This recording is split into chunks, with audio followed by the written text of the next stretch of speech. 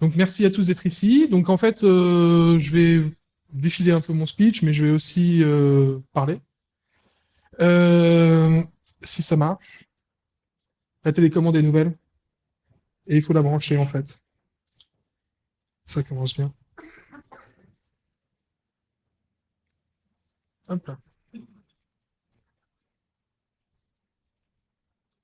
Ok. Donc on va commencer d'abord un préambule, un peu vous présenter très rapidement qui je suis, histoire de savoir qui vous parle. Ensuite, nous verrons pourquoi cette conférence, voilà, pourquoi je me suis dit, tiens, je vais vous parler un peu de sociologie aujourd'hui. Et aussi les limites de ce que je vais vous raconter, parce que ça va être impossible de tout expliquer dans l'heure qui suit là. Mais donc il y aura des frustrations un peu peut-être, ou des limites voilà, de ce que je vais vous raconter. Mais après, n'hésitez pas à vous documenter, à aller voir plus loin, ou vérifier même mes sources, parce que j'ai pas vocation à tout savoir, loin de là. Donc voilà, mon petit cursus très rapide, voilà, donc je vous ai compris, je suis français. Donc j'ai une formation universitaire en informatique, mais surtout autodidacte. Depuis une quinzaine d'années, je m'amuse à faire pas mal de hacking. J'ai un master donc en recherche en sociologie et en philosophie de Paris. Également un MBA, donc c'est une formation en intelligence économique, donc tout ce qui est l'aide à la décision stratégique, renseignement de l'école de guerre économique, qui est une formation française qui mélange à la fois l'armée et le public. Et j'ai des publications donc dans des revues françaises, donc la revue de défense nationale, de l'école de guerre économique, ce que j'ai appelé EGE, MISC, qui est une revue scientifique française assez appréciée. J'enseigne aussi dans des écoles d'ingénieurs ou des formations hautes sur l'hygiène informationnelle, le cybercrime, tout ce qui est pentest. Et donc je suis actuellement voilà consultant senior à Sogeti, où je suis à la fois manager et consultant, où je gère une équipe de 18 personnes sur tout ce qui est pentest, donc aussi StatIntel, Orga, et puis des zéro le dimanche quand je m'ennuie. Voilà. Et je suis aussi également secrétaire d'une association française qui s'appelle RTFM, qui réunit 1000 personnes sur notre serveur Discord.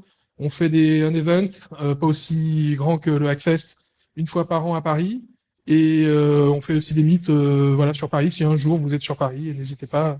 Et je gère aussi une communauté Discord qui réunit à peu près 1000 personnes, qui s'appelle OSINTFR, et qui est spécialisée sur ce sujet-là, et où on échange des actualités, des techniques, des outils. Donc on peut nous retrouver sur Discord. Voilà, n'hésitez, enfin, je pourrais vous donner les informations si ça vous intéresse après la conférence.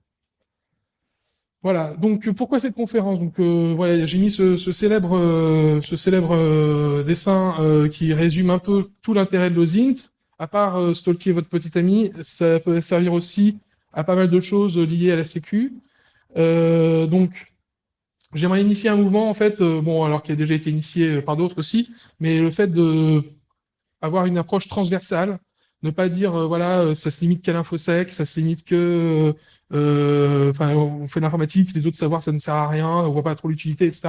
On va voir que la sociologie, l'anthropologie, la psychologie, etc. peuvent apporter des vrais plus lorsque vous faites des missions en sécurité et ou même dans votre vie de tous les jours. Voilà, donc comme je disais, voilà, mes connaissances sont relatives, donc je ne sais pas tout, mais n'hésitez pas à la fin de me poser des questions. J'essaierai d'y répondre tant que possible, ou même après la conf, si vous voulez discuter. Je suis toujours ouvert au débat et à la discussion, c'est toujours intéressant. Et on sous-estime, voilà, comme je disais, les sciences humaines, qui sont une vraie arme de savoir, en fait, et qui peuvent être, en étant accès à la sécurité ou des maths, ou de la physique, ou plein d'autres savoirs, être relativement efficaces.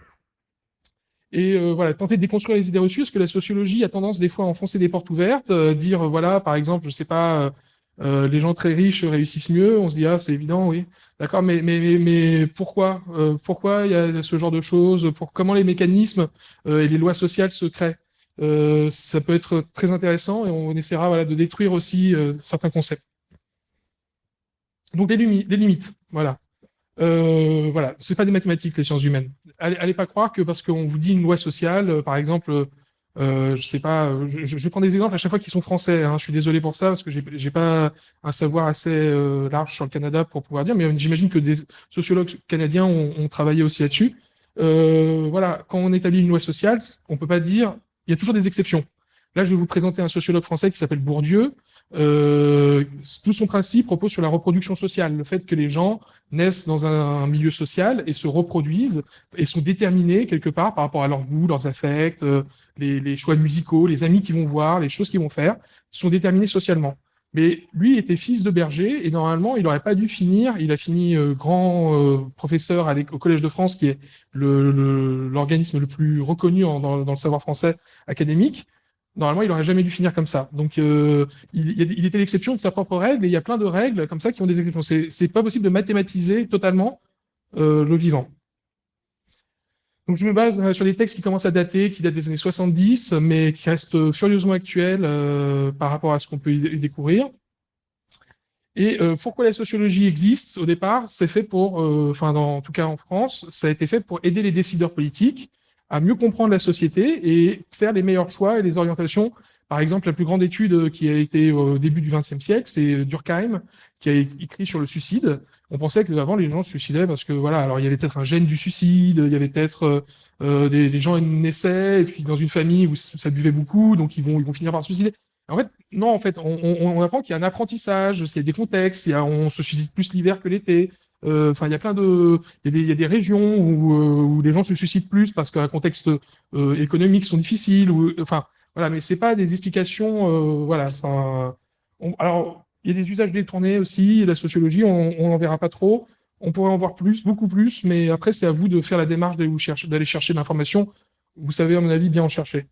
Et voilà, donc je donnerai des applications sur l'ingénierie sociale et sur le ZINT, mais ça sera pas un tuto sur le ZINT. Je vais pas vous dire, vous commencez là, et puis, enfin, c'est pas un tuto. Enfin, il y a des bouquins, je pense, par exemple, l'ouvrage de Kevin Mitnick, L'art de la supercherie, etc., qui sont un peu des tutos sur des situations, etc. On verra.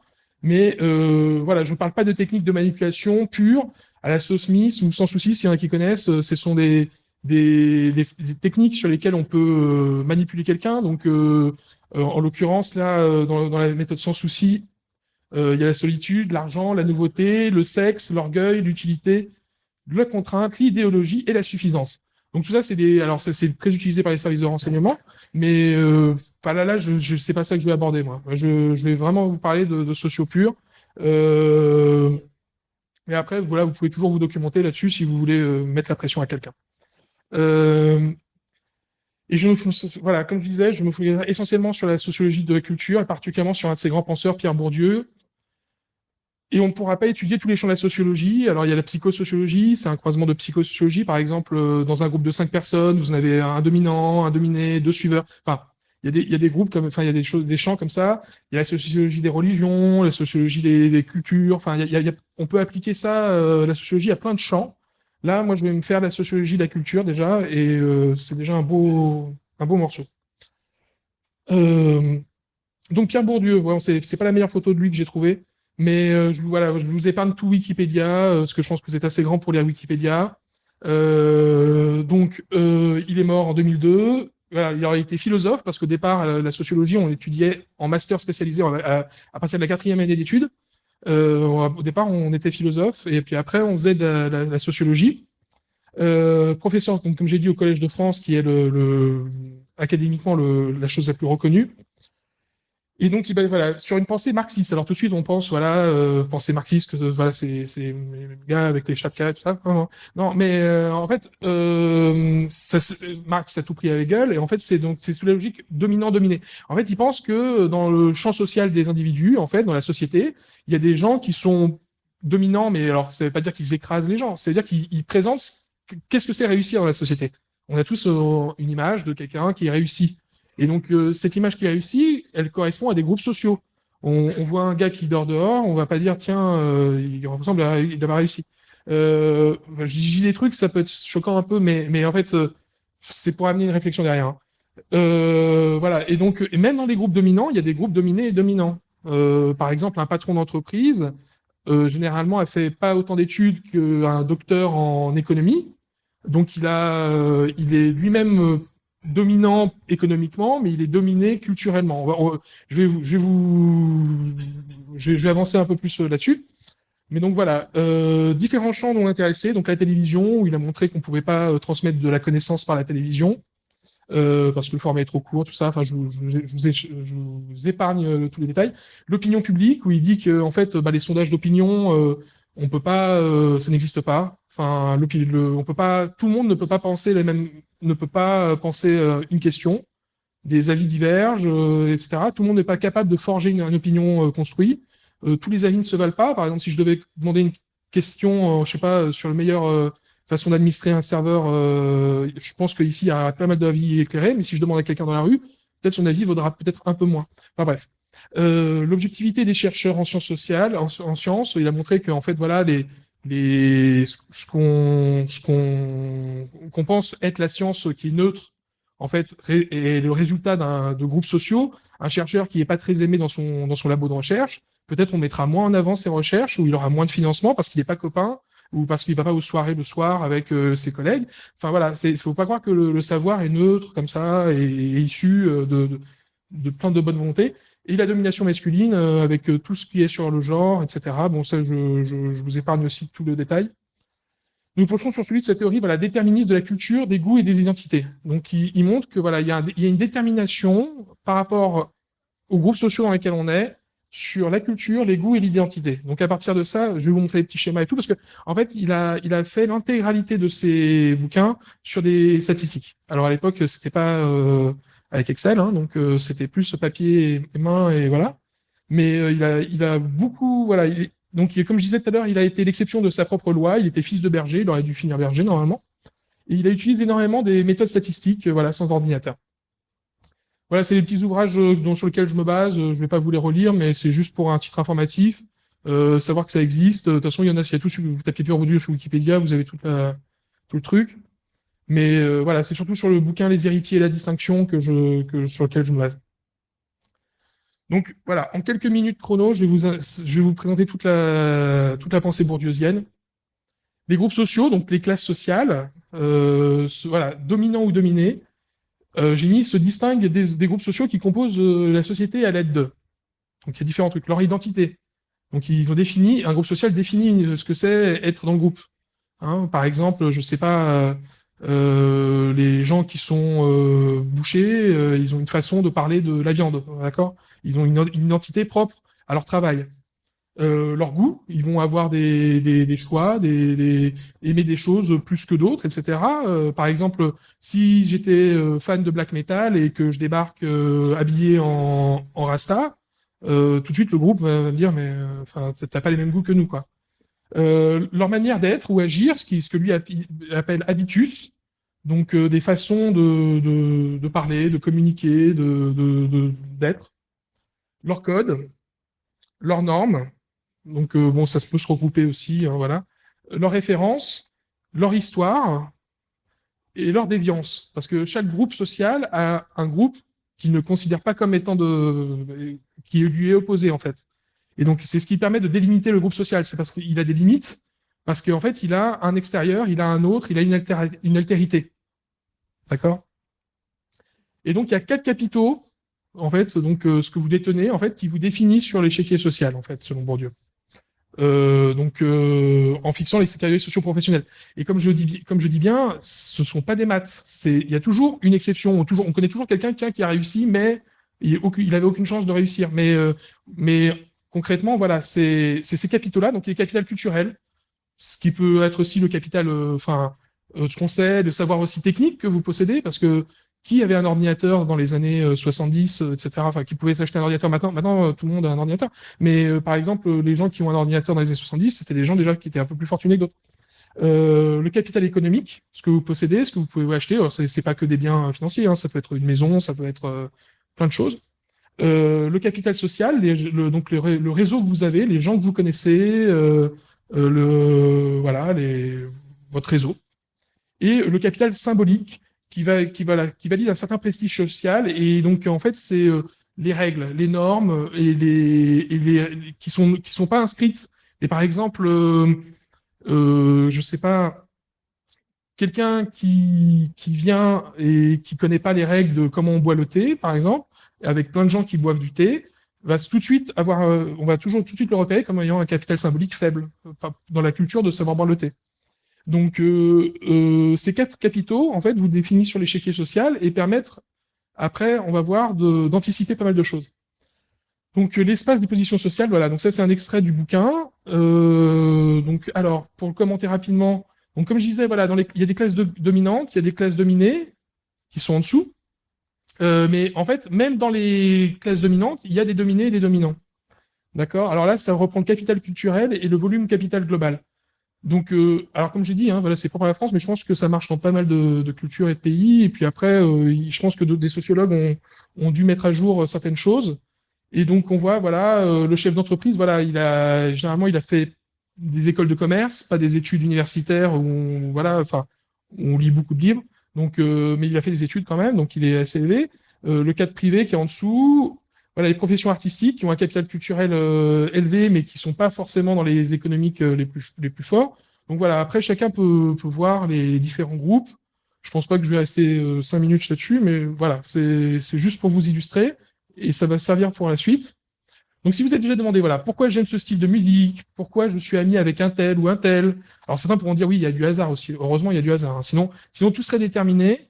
On se lève le matin, on sait exactement là où on finit. Enfin, ça sert à rien. Pourquoi les fils de profs réussissent mieux à l'école? Pourquoi le sport est aussi populaire auprès de ces gens alors que moi, ça m'intéresse pas du tout? Pourquoi les gens riches préfèrent le vin ou le cognac? Je sais pas ce qui est pour ici, mais en tout cas en France, c'est ça. Et les gens d'origine plus populaire, la bière. Euh, Pourquoi certaines personnes sont insensibles à l'art, au beau. Souvent, on dit, voilà, comme c'est beau, moi, ça me fait rien, jamais. Et c'est parce qu'en fait, ils ont eu des apprentissages, on a appris socialement à aimer. Par exemple, on les amène au musée très jeunes, en leur faisant lire des livres d'art, parce qu'à la maison, il y a une bibliothèque, voilà. Enfin, c'est pas parce que le beau n'est pas, on n'est pas avec une vision du beau, hein. Pourquoi certains préfèrent aller au musée, d'autres au foot? C'est un choix. Pourquoi les enfants de riches font plus d'études que les gens pauvres malgré notre égalité de chance dans les études? Parce que en tout cas en France c'est comme ça, on nous dit souvent l'école, l'université, etc. C'est un ascenseur social. On est tous égaux face aux études et on se rend bien compte statistiquement que les gens qui sont issus de milieux plus riches réussissent mieux que les gens qui sont issus de milieux plus pauvres. Alors que normalement on est censé tous être à égalité. Donc il y a bien un problème. Voilà. Bref, pourquoi les gens font des choix, des goûts ou n'aiment pas certaines choses? Donc voilà, Bourdieu répond par l'habitus. L'habitus, donc on retrouve ses capitales et ses notions de capitaux, pardon. Et donc c'est ça qui va vraiment déterminer ensuite comment les choses s'orientent. Donc il y a beaucoup de théories, hein. Après on viendra plus à la pratique, voilà. Mais enfin, c'est important de savoir d'avoir des bases théoriques pour comprendre la pratique. Donc, c'est bien notre milieu social primaire, la famille, et sa catégorie sociale qui détermine d'abord de qui l'on vient. D'accord? Et comme j'ai dit, bien sûr, on est soumis à des rencontres, des ça, mais qui on va rencontrer? On va rencontrer des gens qui sont dans la même école que nous. Si on est dans une école privée, par exemple en France, je sais pas ce qu'il y a ici, mais il y a des écoles privées, donc on va rencontrer des fils qui ont pu payer l'école privée aussi. Et donc on va dire ah, mais c'est les amis que j'ai rencontrés à l'école, enfin il y avait pas c'est du hasard. Mais non, en fait, ça a été aussi déterminé. Voilà. Souvent on dit voilà le monde est petit, mais en fait c'est parce qu'on fait les mêmes choses, hein. Voilà. Et donc ça c'est ce que j'ai extrait voilà du bouquin de la distinction. Et donc voilà, ça c'est un peu, alors c'est bien qu'il ressorte bien. Je sais pas si on le voit bien au fond, mais bon, sinon au pire, voilà, je transmettrai les slides de toute façon. Euh, En fait, Bourdieu a défini pour tous les types de catégories socio-professionnelles des habitus, qui sont des pratiques culturelles. Et en fait, alors on peut se retrouver dedans. Alors ça date des années 70 et c'est en France, hein, donc voilà, il y a des choses qui demandent à être mises à jour et autres, hein. Mais on voit bien, voilà, le musée est plutôt une pratique des cadres ou des professeurs plutôt que la télévision qui est plus une pratique d'ouvriers, de contremaîtres ou d'ouvriers spécialisés. D'accord? Et donc ces différents habitus, ces différentes pratiques peuvent en fait on peut anticiper. Enfin, dis-moi ce que tu aimes, en gros, et je te dirai où tu te situes sociologiquement. Et l'inverse est possible aussi. Dis-moi où tu te situes sociologiquement et je te dirai ce que tu aimes. D'accord? Donc voilà, donc, il y a des magazines, il y a des styles de musique, il y a des. Mais heureusement, tout le monde n'est pas. Enfin, on n'est pas. C'est un modèle théorique. hein, je le redis. Et donc, heureusement, on n'est pas enfermé dans des déterminismes à vie. Hein. Hop. Donc, il est si possible, par exemple, voilà, de déterminer un niveau scolaire approximatif d'un individu grâce à son prénom. Alors, ça peut paraître bizarre, mais par exemple, il y a un sociologue français, là, dont je mets l'URL ici, en fait, qui s'est amusé à prendre les résultats du bac depuis 8 ans, et il prend tous les prénoms, et il montre, en fait, que les résultats du bac sont déterminés en fonction du prénom, ou inversement. Alors, pourquoi? Parce que, par exemple, quelqu'un qui va prendre le nom, qui va nommer son enfant en ayant comme référence un joueur de foot, ou un acteur de série télé, ça sera pas forcément le même groupe social que celui qui prend un auteur de poésie ou de peinture, si vous voyez ce que je veux dire. Et donc résultat, voilà, enfin vous pouvez voir, c'est assez marrant. Bon alors ça marche, enfin c'est pour la France, hein. Mais on voit voilà, pareil les prénoms à consonance étrangère réussissent moins bien que, alors c'est pas parce que ils s'appellent Mohamed ou autre, etc. qu'ils réussissent moins bien. C'est parce qu'en fait ils ont des groupes sociaux et après quand on a ces données-là, c'est essayer de faire en mieux d'avoir une société égalitaire derrière.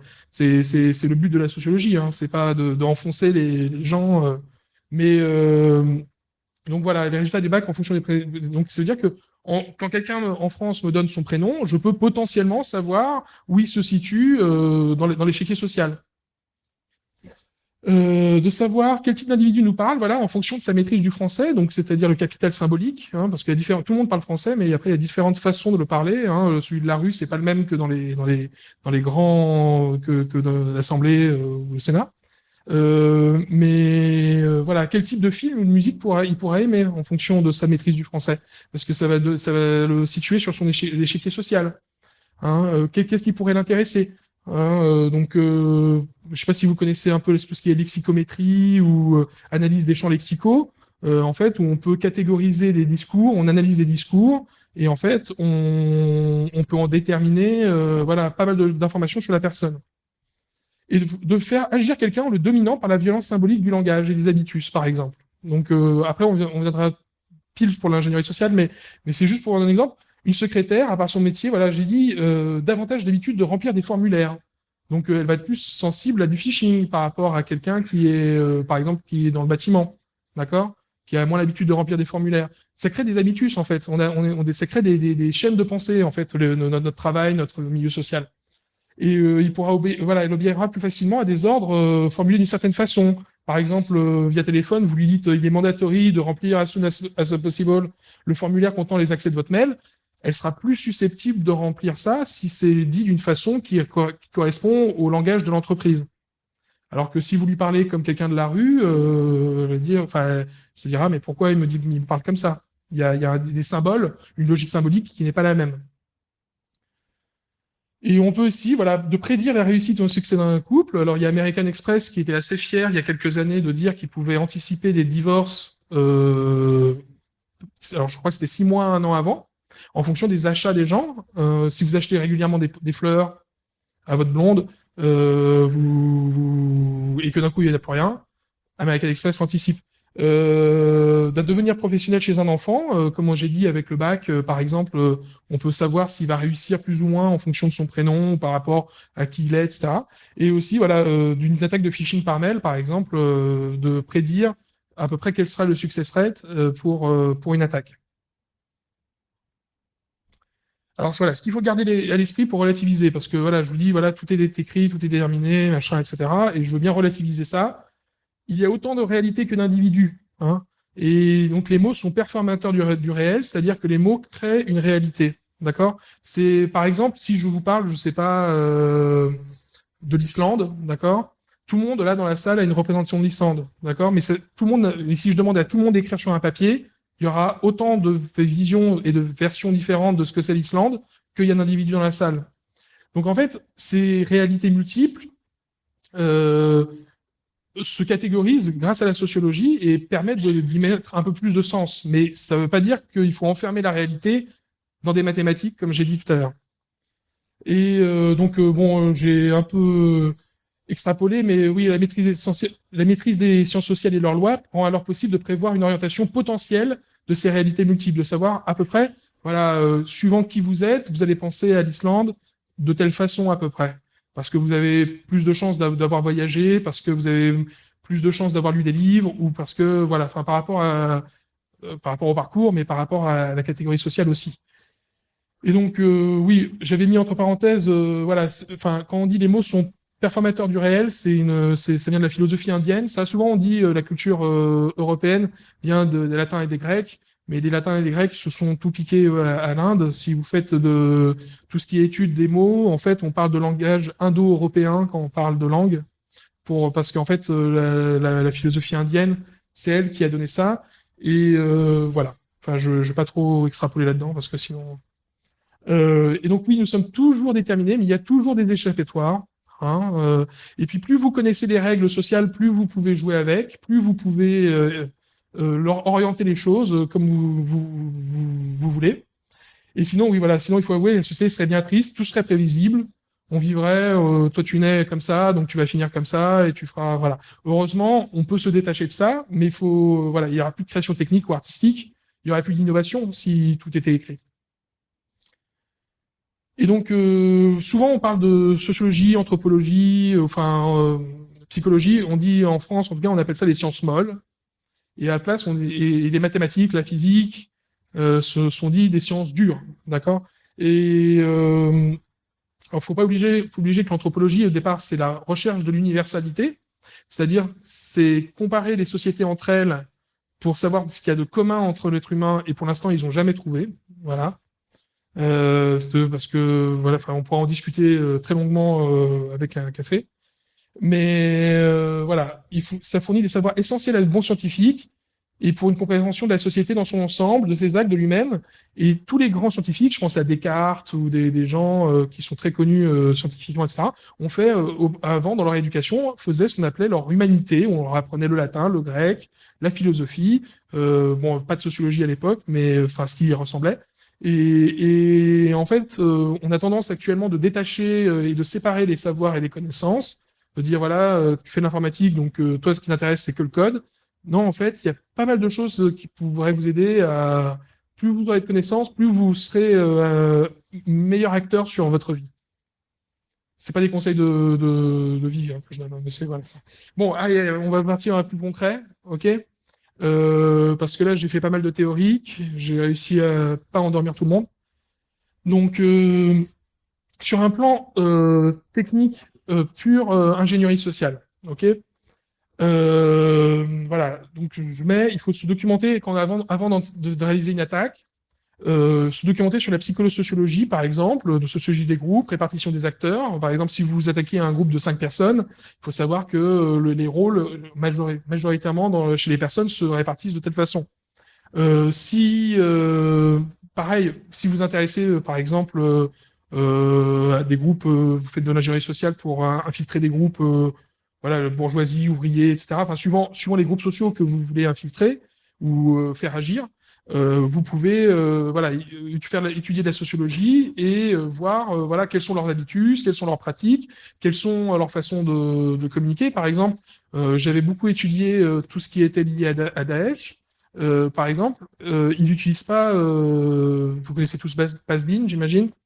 Eux, ils utilisent justpast.it et voilà. Enfin, ils ont des pratiques, ils ont des façons de parler aussi, ils ont des façons de communiquer et autres qui sont propres à leurs groupes sociaux. Donc, plus vous étudiez comment ils fonctionnent, plus quand vous irez attaquer ou vous serez confronté à l'ingénierie sociale ou autre, ou même pour entrer dans un hôtel ou autre, faut savoir comment les gens parlent dans un hôtel, quoi. Et voilà, ça c'est un conseil perso. Alors souvent on nous dit voilà quand vous faites une attaque par ingénieur social, c'est très très très utilisé par exemple dans tout ce qui est call center pour vous faire acheter des trucs. C'est l'attaque en arbre. Donc on vous dit voilà, vous commencez ici là en bas et puis si la personne dit oui, dit non et puis après vous passez, vous remontez, vous remontez, vous remontez et puis à la fin de toute façon ils arrivent toujours au même but. Bon, moi, je ne conseille pas ça. C'est bien pour débuter, pour si vous n'êtes pas sûr de vous, si vous voulez vraiment, comment dire, si vous voulez, vous savez pas vraiment où vous allez, quoi. Mais si vous avez vous avez préparé votre attaque et vous savez qui va vous parler et comment il va vous parler, il y a des choses plus rigolotes. Donc, pourquoi, voilà, c'est vite se bloquer face à l'inconnu. Par exemple, vous avez prévu la réponse A, B, C, et puis d'un coup, la personne vous donne la réponse D. Bon, voilà, ça peut faire bloquer la personne. Et aussi, en fait, il faut plutôt se faire un tracé de manipulation, en fait, une ligne directrice. Par exemple, mon objectif, c'est, voilà, enfin, comment dire? Par exemple, excusez-moi. L'exercice intéressant pour se faire une idée du tracé, voilà, des manipulations, si on n'est pas sûr de soi, si on débute, c'est ce que j'ai dit. Mais en utilisant les constatations des sciences sociales, par exemple, le don contre don, c'est Marcel Mauss, c'est un anthropologue qui a théorisé le don et le contre-don et qui montre que quand on donne quelque chose, généralement la personne a envie de donner aussi. C'est une technique, par exemple, qui est utilisée chez les serveurs dans les restaurants. Par exemple, s'il vous touche le bras, il y a un contact physique, donc résultat, en fait, il a l'impression qu'il vous donne quelque chose et ça vous donne à donner plus de pourboire, d'accord? Enfin, c'est des stratégies comme ça. Alors, il ne le fait pas forcément consciemment, hein, il s'est pas dit, ah, voilà.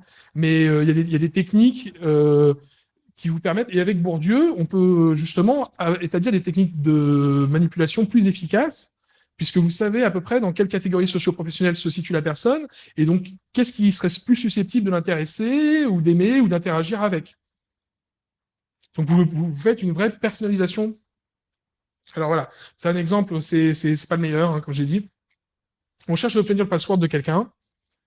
On peut se faire passer pour un service technique standard et poser une série de questions qui mèneront, il y a ça dans Kevin Mitnick, hein, qui vous dit, voilà, vous répondez A et bon B, et puis le but c'est de l'amener justement à la fin, on lui demande le password. Problème, c'est si voilà, s'il y a une question qui trouve louche, ou s'il vous répond d'une façon imprévue, là, en fait, tout votre petit plan voilà, part en morceaux. Alors que si on garde à l'esprit qu'on veut le password, on analyse la cible. Par exemple, elle est ingénieur informaticien et cherche du travail. J'ai pris au hasard. On lui propose de créer un compte d'un cabinet de recrutement pour lui offrir un petit cadeau, un PDF vérolé, par exemple. D'accord? Parce qu'on sait contextuellement ce que la personne cherche et veut et comment elle va réfléchir. Elle aura plus tendance, justement, à lire le mail et à remplir le PDF que voilà, si elle est un ouvrier dans le bâtiment qui est moins habitué à recevoir des formulaires par mail et plus des formats papier ou des choses comme ça. Et donc, résultat, voilà, vous contextualisez votre attaque et vous la rendez personnelle. Et la sociologie, justement, vous aide vous donne des armes pour ça. Voilà. Et si on veut discuter aux int purs, alors on peut utiliser les sciences sociales pour trouver des mots-clés innovants, voilà, ou liés à un habitus pour cibler certains groupes socio-culturels. Donc, c'est-à-dire que, par exemple, il y a combien de mots pour désigner l'argent ou la police? En tout cas, en France, il y en a plein. Et c'est pas les mêmes groupes sociaux. C'est, par exemple, les jeunes utilisent certains mots, les plus âgés ou les gens plus cultivés utilisent des mots.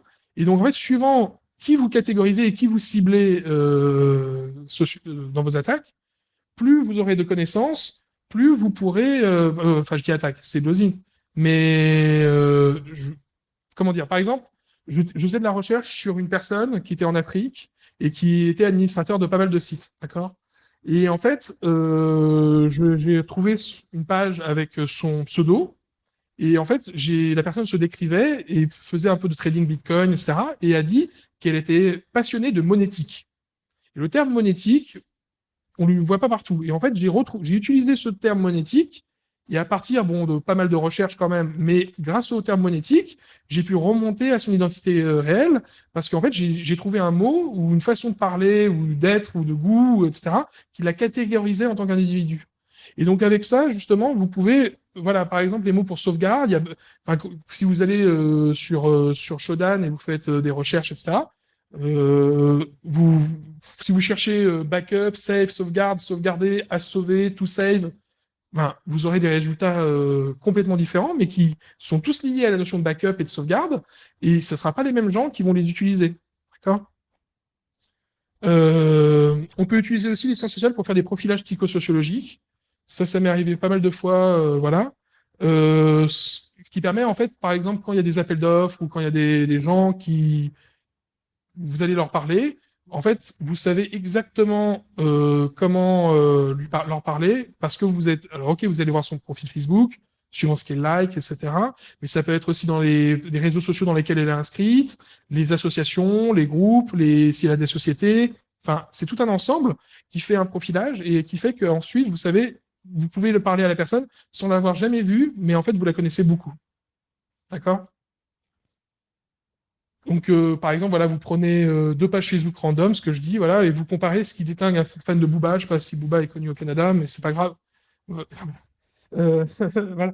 Et un fan de Mozart, bah, ces personnes-là vont liker des choses complètement distinctes, et on va retrouver justement ces groupes sociaux, et vous saurez mieux comment anticiper ces personnes-là.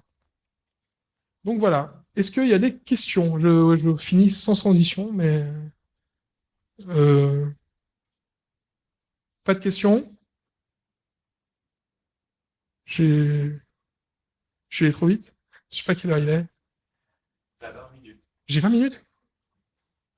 Il y a 20 minutes de questions. Je peux revenir sur des choses, s'il y a des choses que vous voulez sur lesquelles je revienne, ou des sujets, ou des choses qui n'étaient pas claires aussi. Est-ce qu'il existe Des contre-mesures pour se protéger de...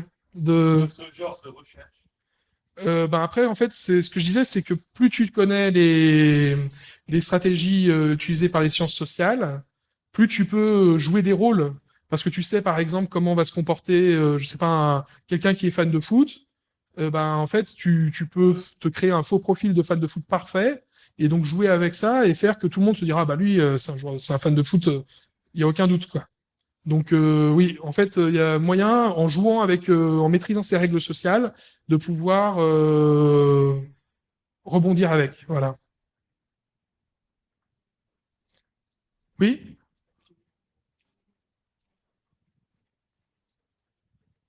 Bonjour. bonjour. Je voulais savoir, par exemple, des fois, il y a des opérations policières qu'on appelle ici Mr. Big, par exemple. C'est des agents doubles qui rentrent dans des organisations criminelles Hmm. pour essayer de trouver des preuves compromettantes. Je voulais savoir si ils utilisent comme ce que vous parliez un peu là de caractéristiques de groupe psychosocial, puis si vous aviez des exemples, par exemple. Alors, j'ai pas d'exemple entre l'infiltration policière et les groupes sociaux, la sociologie en général, mais j'imagine que avant d'infiltrer un groupe lié à Al-Qaïda ou de criminels mexicains ou je sais pas qui, quoi, enfin, voilà, il faut se renseigner un minimum sur la culture, sur les connaissances, sur leur façon d'être.